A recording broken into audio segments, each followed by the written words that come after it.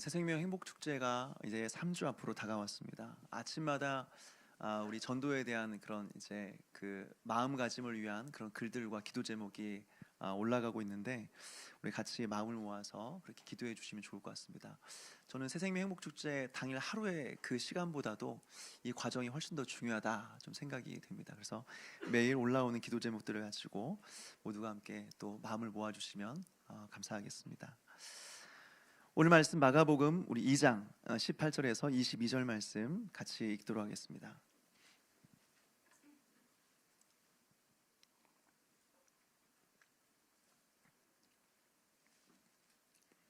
마가복음 2장 18절에서 22절까지의 말씀, 저 한 절 여러분 한 절 교독하겠습니다. 저부터 읽겠습니다. 요한의 제자들과 바리새인들이 금식하고 있는지라 사람들이 예수께 와서 말하되, 요한의 제자들과 바리새인들의 제자들은 금식하는데 어찌하여 당신의 제자들은 금식하지 아니하나이까?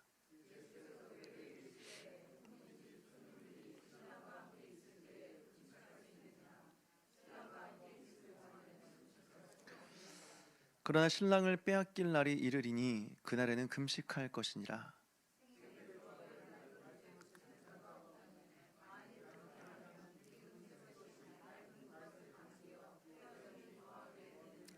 같이 읽겠습니다. 새 포도주를 낡은 가죽 부대에 넣는 자가 없나니 만일 그렇게 하면 새 포도주가 부대를 터뜨려 포도주와 부대를 버리게 되느니라. 오직 새 포도주는 새 부대에 넣느니라 하지라. 아멘. 한번 기도하겠습니다. 하나님, 오늘 이 예배의 자리에 우리를 불러주심을 감사드립니다. 한 사람도 그저 왔다 돌아간 일이 없게 하여 주시옵소서. 말씀 가운데 하나님을 깊이 만날 수 있도록 도와주시고, 말씀으로 우리의 삶을 인도받는 은혜가 있게 하여 주시옵소서.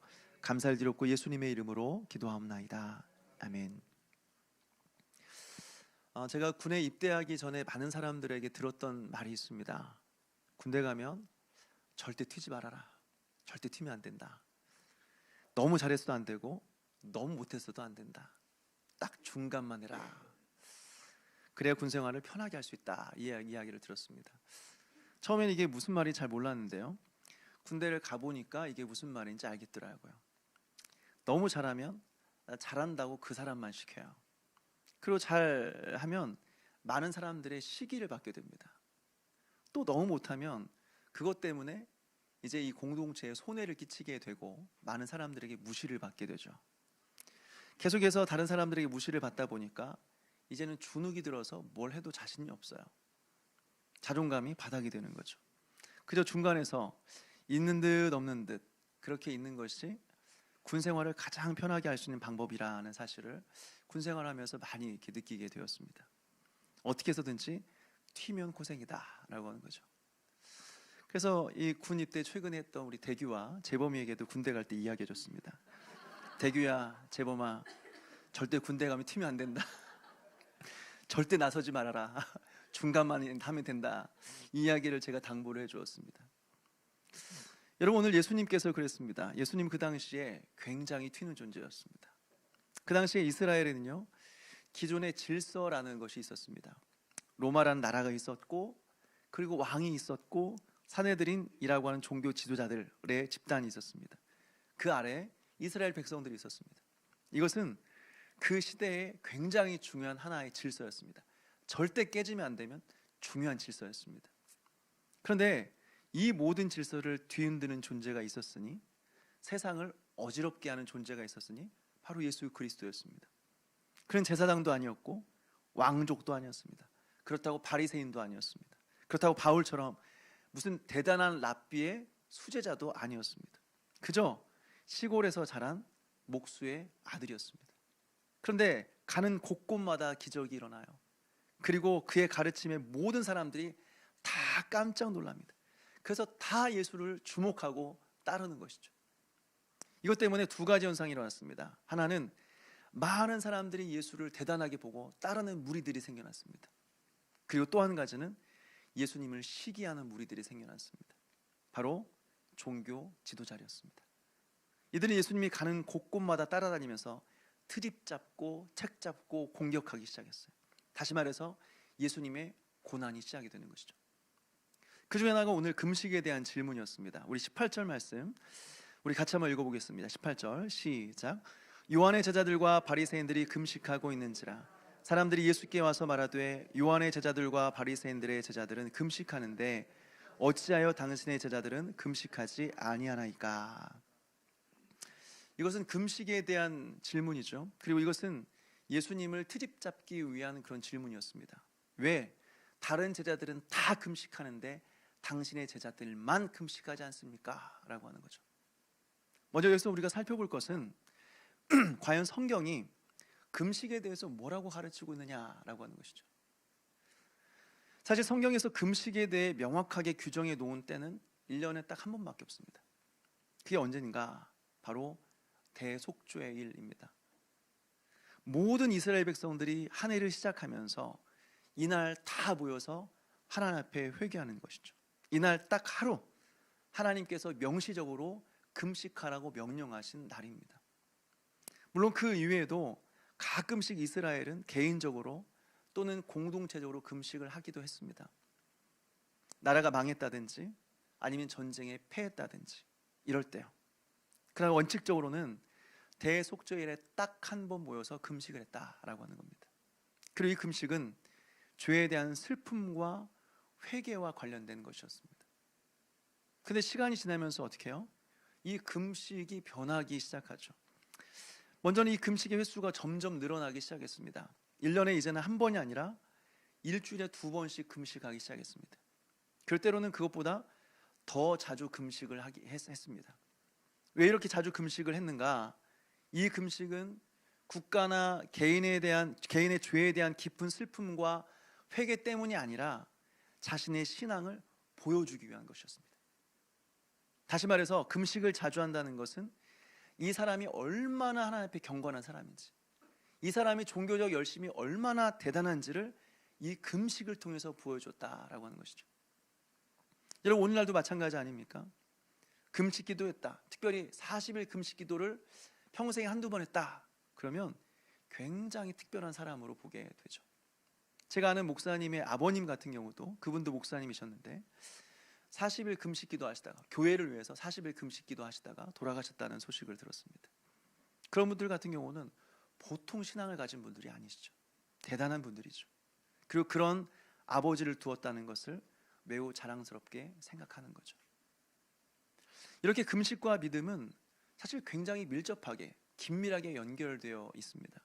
그래서 나름 신앙생활 열심히 한다고 한다면 최소한 일주일에 2번은 금식해야 되는 거죠. 그래야 신앙이 있는 사람인 거죠. 이것이 그 당시 사람들의 신앙의 기준이었습니다. 최소 일주일에 2번씩 금식하는 것이, 이것이 믿음 있는 사람들의 모습이다라고 하는 거예요. 우리도 이런 기준들이 있지 않습니까? 다시 말해서 신앙생활을 열심히 한다고 말하려면 최소한 이 정도는 해야 된다라는 그런 신앙의 기준들이 있지 않습니까? 주일에 예배드리고 셀 모임에 참석하는 건 너무 당연한 거죠. 말할 것도 없는 거죠. 거기에 더해서 만약 신앙이 있다고 한다면 수요 예배 나와야 되는 겁니다. 그리고 금요 예배 나와줘야 되는 거죠. 그리고 당연히 새벽 기도 나와줘야 되는 것입니다. 그리고 목요일에는 전도 모임에 나와서 전도해야 되는 겁니다. 그렇지 않으면 신앙이 없는 거예요. 게으르고 나태하는 것입니다. 또 최소한 교회에서 하는 모든 교육에 다 참여해야 돼요. 또 여름에는 해외 선교 한 번 정도는 나갔다 와야 됩니다.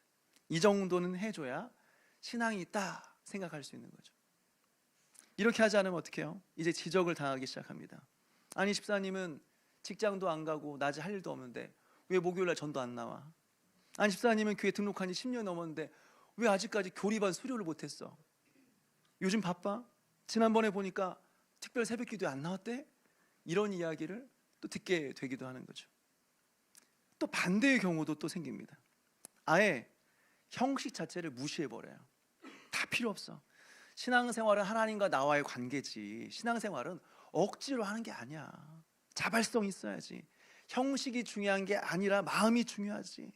억지로 하는 건 다 율법적인 거야. 그러면서 예수를 믿고 구원받았다고 하는데 주일에 교회를 안 나와.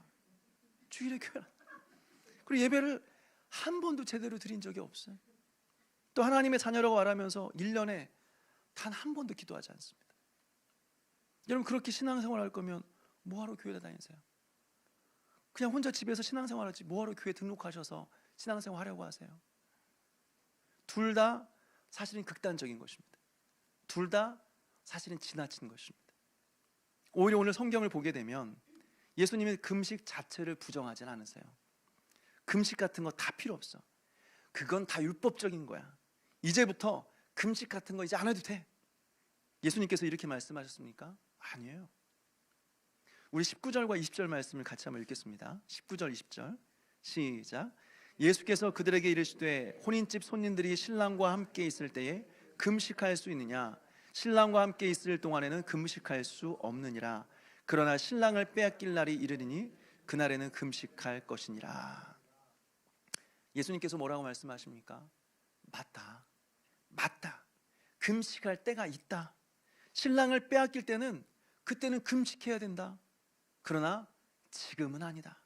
지금은 금식할 때가 아니다 라고 말하는 거예요. 여러분, 지금 예수님은 금식을 부정하고 있는 것이 아닙니다. 금식이 잘못되었다, 다 필요 없다 이렇게 말씀하시는 것이 아닙니다. 예수님께서 말씀하신 핵심은 첫째로는 금식할 때가 있다. 금식할 때가 있다. 무엇보다 금식에 대한 마음가짐과 동기에 대해서 말씀하고 있는 것입니다. 아니, 자신의 죄에 대한 슬픔과 애통하는 마음으로 금식한다고 한다면 여러분, 그것이 무슨 문제가 될 수 있겠습니까? 그런데 문제는 그냥 형식적으로 일주일에 2번씩 반복적으로 그냥 금식하는 것입니다. 그러면서 나는 꽤 신앙 있는 사람이지, 나는 신앙생활 잘하는 사람이지 착각하는 것입니다. 동시에 자기와 똑같이 금식하지 않은 사람들을 보면서 너는 왜 금식 안 해? 아니, 신앙생활을 제대로 할 거면 일주일에 2번 정도는 금식해야 되는 거 아니야? 그 정도도 못하고 집사야? 그 정도도 안 하고 교사야? 이러고 있는 것입니다. 여러분, 신앙이 남을 향한 비난이 되는 순간 그 신앙은 변질이 됩니다. 그 순간 우리는 넘어지게 됩니다. 모든 신앙의 기준은 나 자신에게 적용하는 겁니다. 모든 신앙의 기준은 다른 사람에게 적용하는 게 아니라 나 자신에게 적용하는 것입니다. 그리고 다른 사람에 대해서는 하나님께서 우리에게 그러하셨던 것처럼 사랑과 인내로 대하는 것입니다. 왜요? 어차피 사람은 비난으로 변하지 않습니다. 손가락질하고 모멸감을 준다고 해서 그것 때문에 사람이 변하지는 않습니다. 생각해 보십시오. 우리가 언제 변화되었습니까? 누가 협박해서 변화되었습니까? 예수님 안 믿으면 때린다고 해서, 죽인다고 해서 우리가 교회 다니기 시작했습니까? 아니에요. 하나님의 이해할 수 없는 사랑 때문에 우리가 변화된 거죠. 하나님의 오래 참으시는 그 인내 때문에 우리가 지금 이 자리에서 신앙생활하고 있는 것이죠. 다시 말해서 비난이 사람을 바꾸는 것이 아니라 사랑이 사람을 바꾸는 것이다 라고 하는 것이죠. 무엇보다 여기서 우리가 주목해야 될 것은요, 지금은 금식할 상황이 아니라는 것입니다. 여러분 한번 생각해 보십시오. 세례 요한이 광야에서 외치던 때는 금식해야만 하는 때였습니다. 아직 메시아가 오시기 전이었고, 메시아가 활동하기 전이었고, 많은 사람들은 죄 가운데 죄의 결과 죽음의 형벌을 기다리고 있었던 때였습니다. 그러니까 그때는 죄를 회개하고 눈물을 흘려야 될 때인 것입니다. 그런데 어떻게 해요? 이제 구약에서 그토록 기다리던 메시아가 오셨어요. 예수님께서 오셨어요. 그래서 사주의 은총을 선포하시고 죄의 결과 고통받던 수많은 사람들의 문제가 해결되기 시작하는 것입니다. 안진뱅이가 일어나고 눈먼 자가 다시 보게 된 일이 있고, 나병 환자가 깨끗함을 입고 중풍병자가 나음을 받아서 일어나 걷기 시작하는 일들이 일어나고 있었다고 하는 것입니다. 그렇게 구원의 은혜의 해가 찬란하게 빛나고 있는데 당연히 모두가 다 기뻐해야 되지 않을까요? 당연히 잔치를 열면서 즐거워해야 되지 않을까요? 그래서 지난 시간에 살펴본 것처럼 예수님을 만난 레위는 예수님을 만나고 나서 잔치를 벌이죠. 수많은 세리들을 모아놓고 예수님과 함께 기쁨의 잔치를 벌이기 시작합니다. 근데 오늘 예수님께서 말씀하시는 혼인잔치는 얼마나 더 기쁜 날이에요. 특별히 이스라엘에 있어서 혼인잔치는요, 결혼한 두 사람만 기쁜 게 아니라 마을 전체가 기뻐하는, 기쁨으로 참여하는 공동체적인 잔치입니다. 무엇보다 오늘날처럼 뭐 30분 만에 결혼식 끝내고 1시간 만에 결혼식 끝내고 이렇게 정신없이 끝나는 것이 아니라 마을 전체가 일주일씩 모여서 온갖 좋은 음식을 먹으며 모든 사람들이 함께 기뻐하는 날이 바로 혼인잔치. 여러분, 이것이 바로 예수님을 만난 자들의 반응이죠. 다시 말해서 예수님을 만난 자들의 반응은 기쁨입니다. 기쁨이에요. 말할 수 없는 기쁨입니다. 그래서 예수님을 믿는 자들은요, 표정부터가 달라요. 얼굴 표정부터가. 얼굴만 보면 믿는 사람과 안 믿는 사람의 얼굴 차이가 나요. 아무리 예쁘게 화장하고 아무리 멋지게 꾸며놨어도 안 믿는 사람들의 얼굴에는 그 이면에 불안함과 슬픔이 보여요. 그리고 세상에 찌든 피곤함이 보여요. 그런데 예수를 믿는 사람들은 안 꾸며도 그 얼굴에서 새어나오는 평안함과 기쁨이 있다라고 하는 것이죠. 여러분, 옆 사람을 보면서 한번 따라해서 볼까요? 당신의 얼굴을 보니 해같이 빛납니다. 다른 분들 보면서 인사하겠습니다. 당신의 얼굴을 보니 해같이 빛납니다. 여러분, 이것이 바로 예수님을 만난 자들의 모습이에요. 기쁨이에요, 기쁨. 이렇게 예수님을 만나고 모두가 다 기뻐하고 있는데 한쪽에서는 아이고 아이고 하면서 금식하고 눈물 흘린다는 것이 말이 돼요? 말이 안 되는 거예요. 오늘 예수님은 그 말씀하고 있는 것입니다. 그러면서 예수님은 이 말씀을 하시면서 두 가지 비유를 들게 되는데요. 하나는 생배의 조각 비유이고 또 하나의 비유는 가죽 부대의 비유입니다. 사실은 다른 비유인 것처럼 보이지만 사실은 하나의 비유입니다. 똑같은 내용입니다. 먼저 생배의 조각 비유예요. 옷이 낡으면 구멍이 납니다. 요즘에는 옷에 구멍 나면 그냥 바로 버리죠. 사실은 구멍이 안 나도 입다가 질리면 그냥 버립니다. 그렇지만 제가 어렸을 때만 해도요, 구멍이 나면 덧대어서 꿰매서 입었습니다. 특히 내복이 왜 이렇게 구멍이 잘 나는지, 내복과 양말이 구멍이 이렇게 커다랗게 나서 항상 덧대어서 꿰매 입었던, 그걸 신었던 그런 기억이 있어요. 이렇게 말하면 저를 아주 옛날 사람으로 이렇게 생각하시는 분인데 제가 이렇게 옛날 사람은 아닙니다. 근데 제가 어릴 때를 보면 항상 이렇게 어머니가 꿰매 주셨던 기억이 있습니다. 근데 이스라엘도 비슷했던 것 같아요. 옷이 낡으면 천을 덧대어서 꿰매 입었습니다. 근데 문제는 뭐냐면 그 덧대에 있는 천이 새로운 천 조각이면 문제가 된다라고 하는 거죠. 왜냐하면 원래 옷은 오래되면 오래될수록 옷이 늘어나면서 신축성이 없어집니다. 사라져 버립니다. 근데 새로운 천 조각은 신축성이 좋아요. 그러니까 옷을 한번 빨게 되면 새로운 천 조각은 줄어들죠. 그럼 어떻게 될까요? 원래의 천 조각을 잡아당기는 것입니다. 그러면 원래 천 조각은 이미 다 늘어나서 신축성이 없으니까 새로운 천 조각이 잡아당기면 낡은 천 조각은 찢어지게 되는 거죠. 그러니까 여기서 말하고자 하는 핵심은 무엇이냐? 새로운 천 조각을 덧대야 한다면 낡은 옷은 안 된다. 새로운 천 조각에 덧대야 된다라고 하는 것이죠. 새로운 옷에 덧대야 된다라고 하는 것이죠.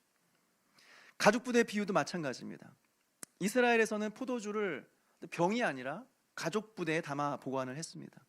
그런데 방금 전에 이 낡은 비유처럼 이 낡은 가죽 부대는 늘어날 대로 다 늘어져 있는 상태입니다.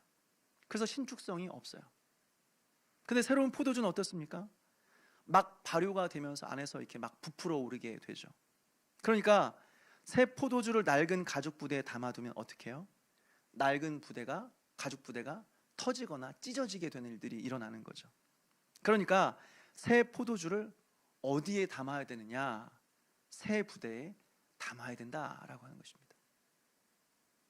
여러분, 예수님께서 이 비유를 말씀하신 그 핵심은 무엇일까요? 새로운 시대, 새로운 복음이 나타났는데 그것을 낡은 율법적인 사고에 담아내면 안 된다라고 하는 것입니다. 여러분이 질문한 사람들은 어떻습니까? 아직도 구약의 율법적인 사고에서 못 벗어났어요. 지금도 예수님이 왔음에도 불구하고 금식을 해야 되냐 말아야 되냐, 왜 금식을 안 하냐, 왜 금식을 두 번, 한 번, 왜 이렇게 몇 번밖에 안 하냐, 이것 가지고 시비를 걸고 있는 것입니다. 근데 여러분, 율법은 무엇입니까? 율법은 손가락이에요, 손가락. 율법은 손가락입니다. 우리가 율법을 읽다 보면 이거 해라 저거 하라, 이거 하지 말아야 된다, 저거 하면 큰일 난다, 이렇게 수많은 계명들처럼 보이지만 결국 이 율법이 말하고자 하는 것은 바로 예수 그리스도입니다. 예수 그리스도. 율법을 보게 되면 율법이 말하는 것은 너 이 율법 다 지켜야 돼. 하나도 빠짐없이 다 지켜야 돼. 하나도 어기면 어긴 거야. 다 지켜야 구원받을 수 있어. 그런데 못 지키지? 못 지키지? 그러니까 예수 그리스도를 바라봐. 그러니까 예수를 봐. 여러분, 이것이 바로 율법이에요. 그래서 결국은 율법은 뭐냐? 율법을 지키라는 게 아니라 못 지키니까 예수 그리스도 보라는 게 율법이에요. 그런데 어떻습니까?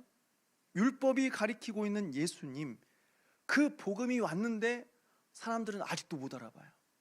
아직도 율법적인 사고에서 못 벗어나고 있어요. 오늘 예수님은 이거를 지적하고 있는 것입니다.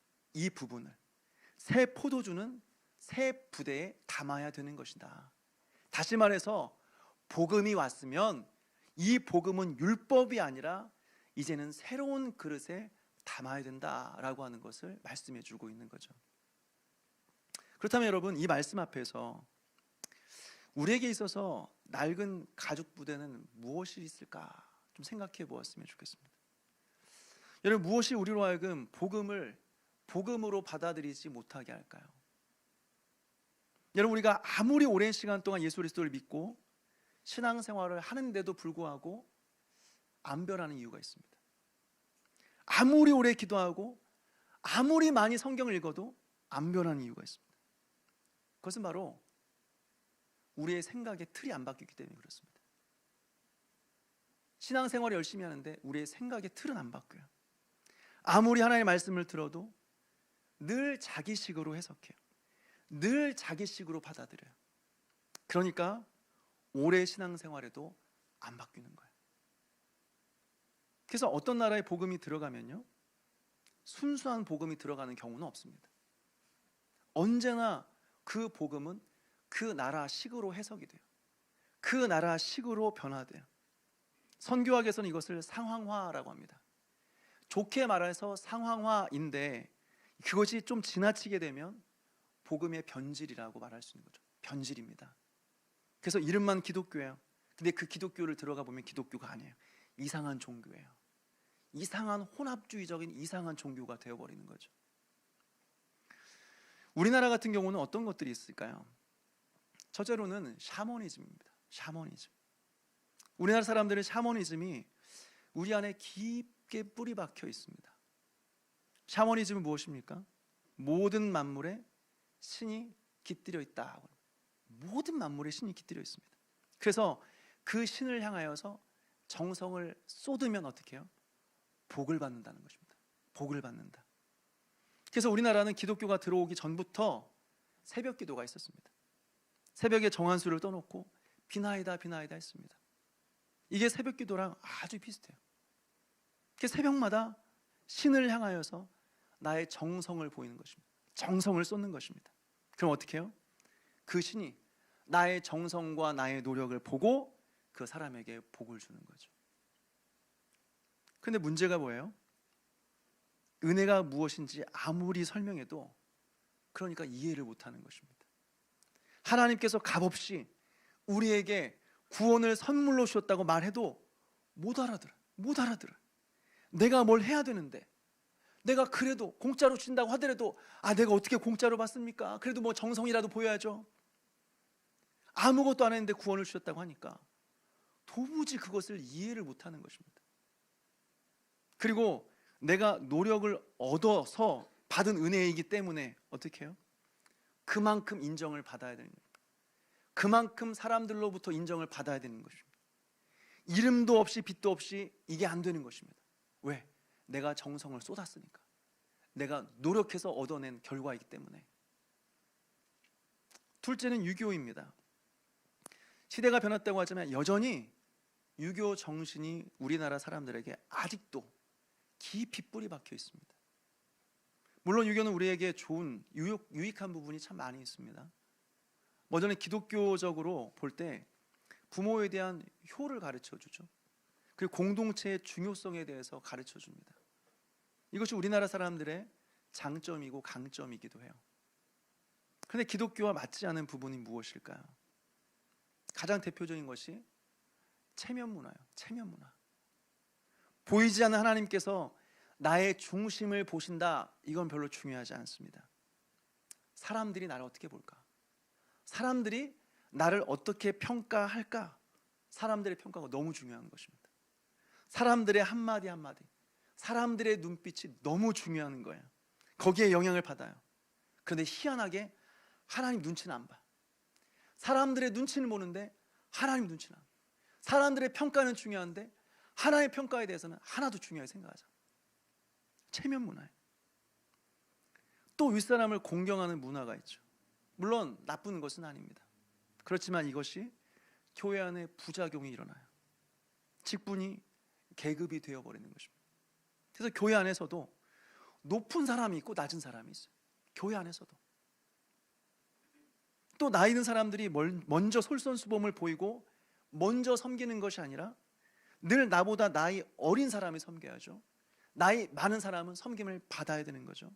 그것이 당연한 것입니다. 유교 문화인 것입니다. 또 셋째로 도교가 있습니다. 도교의 영향이 있어요. 도교는 무엇입니까? 쉽게 말해서 어떤 그림을 보게 되면 깊은 산 속에서 나이가 많은 두 사람, 그 흰머리가 길게 이렇게 늘어뜨려져 있고 흰 수염이 있는, 흰 그런 눈썹이 있는 그 두 노인이 서로 바둑을 두고 있어요. 시간 가는지 모르게 바둑을 두고 있는, 여러분 이것이 바로 도교입니다. 어떤 사람들은 도교와 우리가 무슨 상관이 있습니까? 전 도교가 뭔지도 모르는데요 라고 질문할 수 있습니다. 그렇지만 생각보다 이 도교의 영향이 기독교와 우리에게 깊은 뿌리가 박혀 있습니다. 그 중에 하나가 무엇이냐? 건강이에요. 건강. 무병장수예요. 무병장수. 여러분 전 세계를 돌아봐도 우리나라처럼 건강에 이렇게 관심을 많이 가진 나라 그렇게 많이 없습니다. 음식 하나라도 몸에 좋은 거, 건강한 거 엄청 신경 씁니다. 그리고 질병을 자연스러운 노화의 일부로 받아들이는 것이 아니라 정말 무슨 큰일 난 것처럼, 세상 끝난 것처럼 받아들이죠. 그리고 오래 사는 것이 복이다 생각하는 거예요. 오래 사는 것이 복이다 생각하는 것입니다. 왜 이렇게 우리나라 사람들은 건강에 관심이 많을까요? 도교의 영향이, 다 이것이 도교의 정신입니다. 도교에서의 구원은 영생이 아니라 장수입니다. 영원히 사는 게 아니라 그냥 오래 사는 것입니다. 이것이 도교의 핵심입니다. 오래 죽지 않고 오래 사는 것이 도교에서 말하는 구원입니다. 오히려 기독교는 장수를 말하지 않습니다. 우리가 믿는 예수님 33살에 돌아가셨습니다. 그 예수님께서는 질병에 걸린 사람들을 향하여서 그거 문제 있다 말하지 않고 다 하나님의 영광을 위한 것이다 말씀하셨습니다.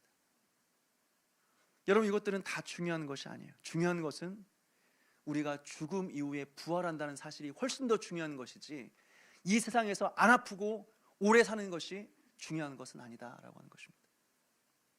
물론 우리가 사는 날 동안에 몸 관리 잘해야 돼요. 몸 관리 잘해야 될 책임이 있습니다. 이 몸이 내 것이 아니라 우리 주님의 것이니까 우리 주님이 쓰시기에 편하도록 우리가 건강관리를 잘할 필요가 있어요. 주님을 위해서 충성스럽게 살기 위해서 건강관리를 잘해야 될 책임이 있긴 해요.